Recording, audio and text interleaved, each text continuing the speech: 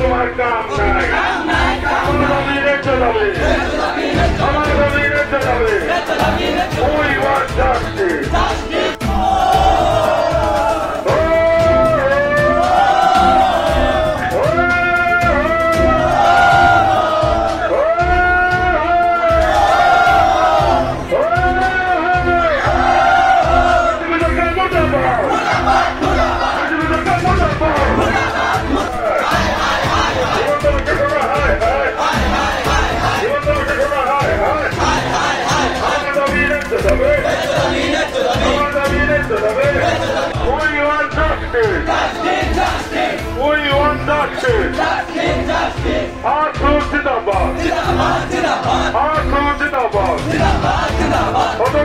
আমার সরকার আমার ভাঙিব আমার সরকার আমার ভাঙিব আমার সরকার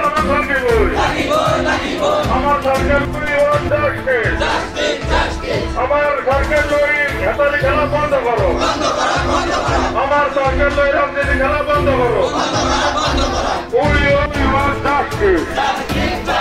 We want justice.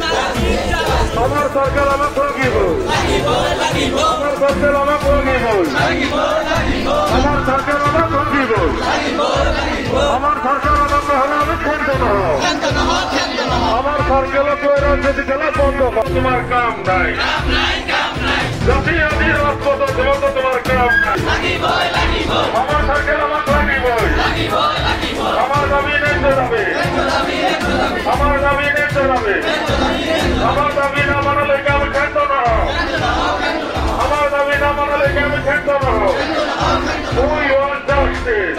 সরকার আমার লাগিব আমার সরকার লই রাজনীতি খেলা বন্ধ করো বিজেপি সরকার ভোটটা আমি নষ্ট দিব We want justice. We want justice. We want justice. Zindabad.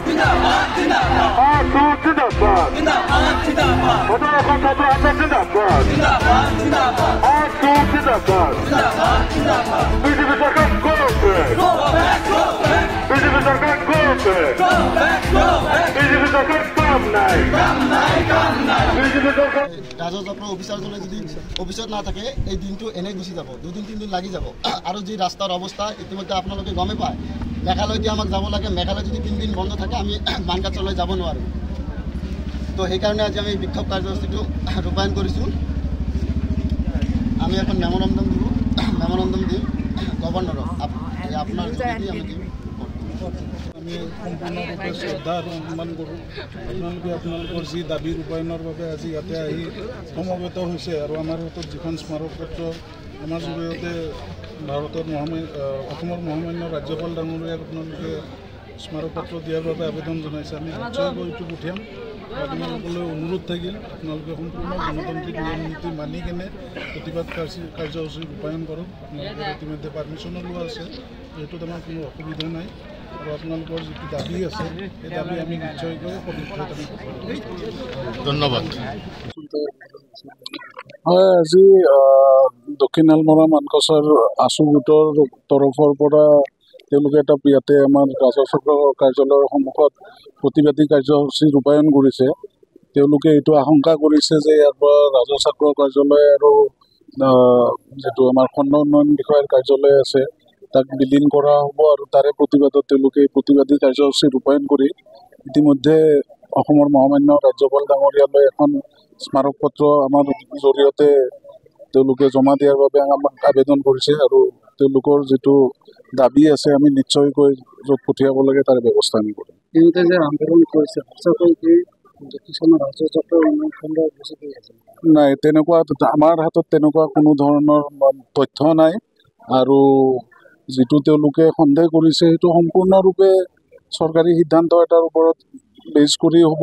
কিন্তু বৰ্তমানে আমাৰ হাতত তেনেকুৱা কোনো ধৰণৰ তথ্য নাই যে এইখন ৰাজহ চক্ৰ বিলীন কৰা হ'ব বা খণ্ড উন্নয়ন বিষয়াৰ কাৰ্যালয়খন বিলীন কৰা হ'ব।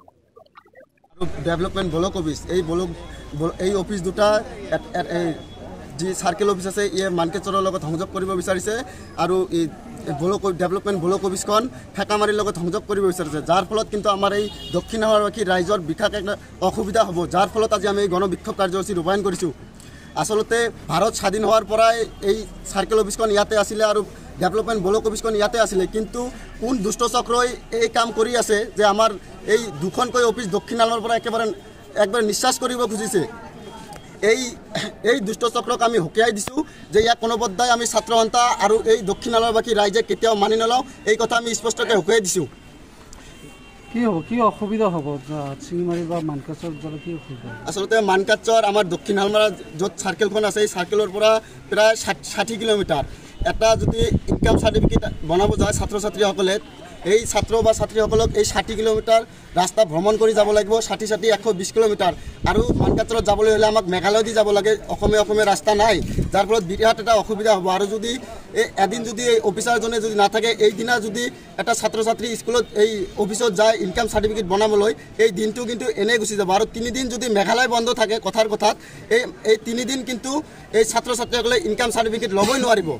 আৰু যি ডেভেলপমেণ্ট ব্লক আছে, ব্লকত বিভিন্ন ধৰণৰ ৰাইজৰ সমস্যা থাকে, ৰাইজৰ কাম থাকে, কিন্তু যে ফেকামাৰী সংযোগ কৰিছে, ফেকামাৰীও ইয়াৰ পৰা 45 কিলোমিটাৰ, যাৰ ফলত কিন্তু এই অত্ৰ অঞ্চলৰ ৰাইজত বিৰাট এটা অসুবিধা হ'ব।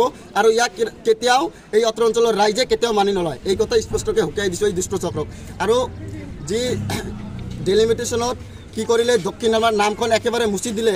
এই যে ৱাজেদ আলী চৌধুৰী এটা নীলা চলা বিধায়ক, যি গাধাৰ নিচিনা এই দক্ষিণ আলমাৰাক লৈ যে দক্ষিণ আলমাৰ নামটো তেখেতক যে 20 বছৰে মানুহে তেখেতক বিধায়ক হিচাপে বনালে, তেখেতে উপহাৰত কি দিলে, ডেলিমিটেশ্যনত দক্ষিণ আলমাৰাত যি ঐতিহাসিক নামখন মুচাই দিলে। এতিয়া কি কৰিছে, অফিচখিনি একবাৰে ধ্বংস কৰিব বিচাৰিছে। সেই ক্ষেত্ৰত কিন্তু বিধায়কজন কোনো ধৰণৰ মাত মতা নাই।